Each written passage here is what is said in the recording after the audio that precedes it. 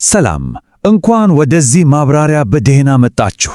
ዛሬ እንግዲህ ለጀማሪዎች ታስቦ በተዘጋጀው በዚህ ዝግጅታችን በአሁኑ ጊዜ ያሉትን ሶስት እጅግ በጣም ኃይለኛ የሰው ሰራሽ አስተውሎት ወይንም በብዛት እንደምንጠራው የኤአይ መሳሪያዎችን አብረን እንወዳደራለን። አዲስ የኤአይ ቴክኖሎጂዎች በየቀኑ እንደ እንግዳይ በሚፈሉበት በዚህ ጊዜ የትኛውን ልጠቀም የሚለው ጥያቄ በጣም ግራ አጋቢ ሊሆን ይችላል። ስለዚህ በጣም ታዋቂ የሆኑትና ልዩ አቅም ያላቸውን መሳሪያዎች ለይተን ማወቅ እጅግ በጣም አስፈላጊ ነው። እሺ፣ ታዲያ ዋናውን ጥያቄ እናንሳ። ከነዚህ ቀዳሚ የኤአይ ተወዳዳሪዎች ውስጥ እውነተኛው አሸናፊ ማን ነው? ብዙዎቻችን አንድ ብቸኛ ሁሉንም ነገር ፍጹም አድርጎ መስራት የሚችል የኤአይ መሳሪያ ያለ ይመስለናል። ነገር ግን እውነታው ከዚህ ፈጽሞ የተለየ ነው። እያንዳንዱ መሳሪያ የራሱ የሆነ የተለየ ጥንካሬና ልዩ የአሰራር ዘይቤ ነው ያለው።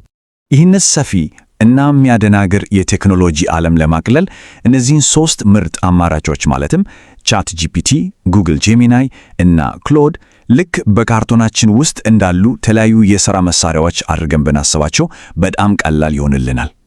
ልክ አንድ አናጢ መዶሻን ለመስማር መጋዘን ደግሞ ለእንጨት እንደሚጠቀመው ሁሉ በዲጂታሉ ዓለምም የተለያዩ ሥራዎችን ለመስራት የተለያዩ የኤአይ መሳሪያዎች ያስፈልጉናል ማለት ነው። እንግዲህ በቀጥታ ወደ መጀመሪያው ተወዳዳሪያችን ስናልፍ ብዙዎቻችሁ በደንብ የምታውቁትንና ሁለገብ የሆነውን ቻት ጂፒቲን እናገኛለን። በኦፕን ኤአይ ኩባንያ የተፈጠረው ይህ መድረክ በታሪክ ውስጥ እጅግ በጣም ፈጣን እድገት በማሳየት ክብረ ወሰን የሰበረ ሲሆን አሁን ያለውን የኤአይ አብዮት በዋናነት ያስጀመረው እሱ ነው ብንል ማጋነን አይሆንም። በአሁኑ ጊዜ በዓለማችን ላይ በጣም ታዋቂው ኤአይ ሲሆን የሰዎችን የውይይት ዘይቤ በመረዳትና ምላሽ በመስጠት ረገድ አስገራሚ ደረጃ ላይ ደርሷል። በአጭሩ ምርት የሁሉ አቀፍ ረዳት ነው።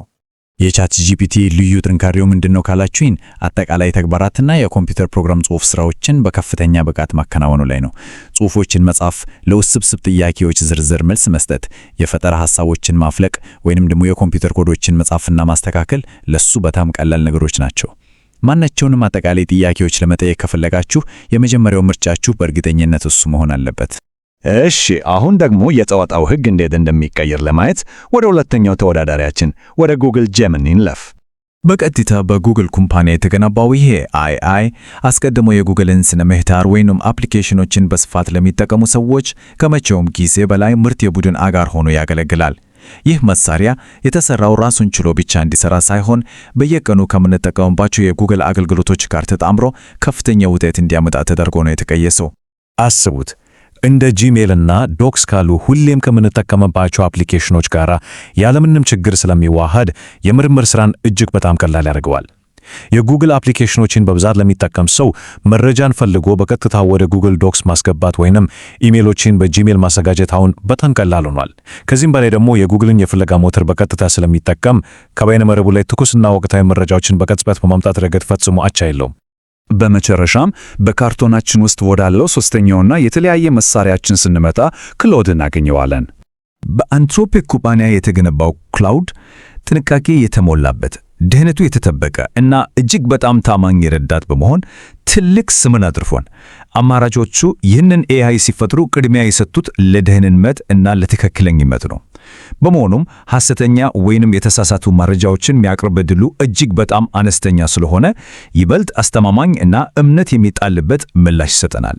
የክላውድ አስገራሚውና ዋነኛው ችሎታ ምን መሰላችሁ? እጅግ በጣም ብዙ መጠን ያላቸውን ጽሑፎች በአንድ ጊዜ አንብቦ ዝርዝር ትንታኔ መስጠት መቻሉ ነው። ይህ ደግሞ ለከባድ የምርምርና የሰነድ ሥራዎች ከምንም በላይ ምርጥ መሳሪያ ያደርገዋል።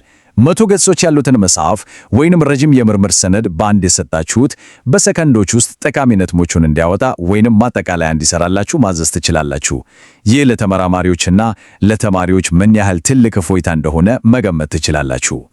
እንግዲህ የሶስቱንም መሳሪያዎች ግላዊ ጥንካሬዎች ከተመለከትን በኋላ እነዚህን ተወዳዳሪዎች አንድ ላይ አምጥተን ማጠቃለያ የምንሰጥበት ጊዜ አሁን ነው።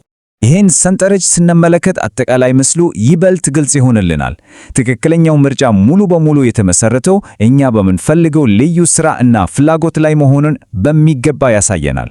በአንድ በኩል ቻት ጂፒቲ አጠቃላይ እና የኮዲንግ ሥራዎችን በብቃት ሲቆጣጠር፣ በሌላ በኩል ጄሚናይ የጉግል አገልግሎቶችን ውህደት ይመራል። እንዲሁም ደግሞ ክሎድ በምርምር እና ረጅም ሰነዶች ትንታኔ ላይ አቻ የለሽ ሆኖ ቆሟል።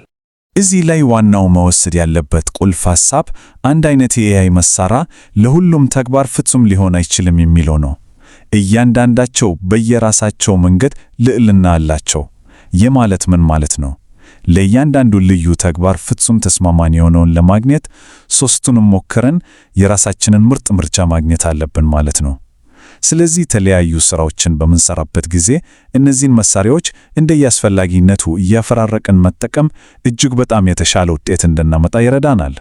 ይህንን ማብራሪያ ለማጠቃለል ወደፊት እነዚህን የተለያዩ የኤአይ መሳሪያዎች በስራችን ላይ መሞከር የዕለት ተዕለት ተግባራችንን እና ምርታማነታችንን እንዴት እንደሚያሳድግ በሚገባ ማሰብ ያስፈልገናል። እያንዳንዱ መሳሪያ የሚያቀርበውን ልዩ ጥቅም በመረዳት የሥራ ሰዓታችንን በአስገራሚ ሁኔታ መቆጠብ እና የፈጠራ አቅማችንን በከፍተኛ ደረጃ ማሳደግ እንችላለን። እንግዲህ የትኛው መሳሪያ ለየትኛውም ተግባር እንደሚመረጥ አሁን የተሻለ ግንዛቤ አግኝተናል። ዋናው እና የመጨረሻው ጥያቄ ግን ይህ ነው። ነገ ጠዋት ሥራ ስትጀምሩ የትኛውን የኤአይ ረዳት ነው በመጀመሪያ የምትቀጥሩት?